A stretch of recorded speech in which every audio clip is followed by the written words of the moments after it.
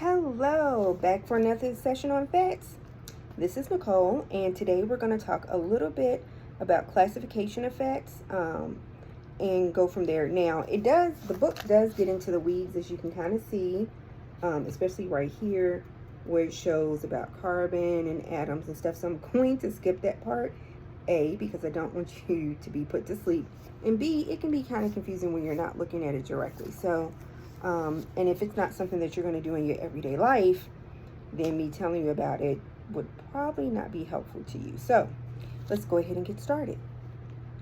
Whether a fatty acid has single or double bonds, which is what I was just talking about, between the carbon atoms determines its classification as either saturated or unsaturated. So just know that if it has single bonds, again, super technical, it's saturated. Unsaturated has one or more double bonds, but again, you don't have to know that. Okay, so most foods contain both saturated and unsaturated fats. However, we generally identify them according to the type of the largest amount of fat in them. Animal products tend to contain more saturated fat than unsaturated fats, and plant foods tend to include more unsaturated fats than saturated fats. Saturated fats are associated with raising LDL cholesterol, again, that's the bad cholesterol, putting a person at risk for heart attack, stroke, and other major health problems.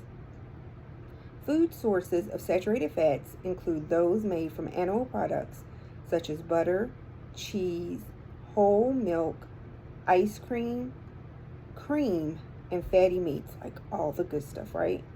And some vegetable oils, the vegetable oils that are stored at room temperature, so they're solid at room temperature.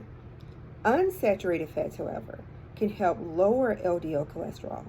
Food sources of unsaturated fats include olive, canola, safflower, sunflower, corn, and soy oils.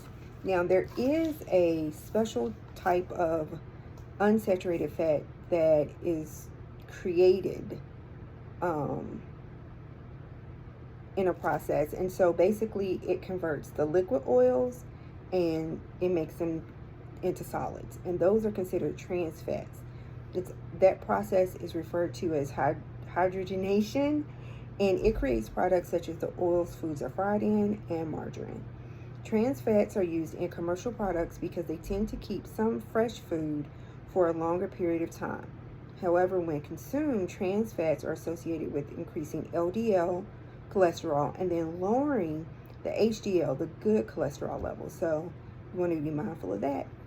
See you on the next one. If you have any questions, definitely post them below.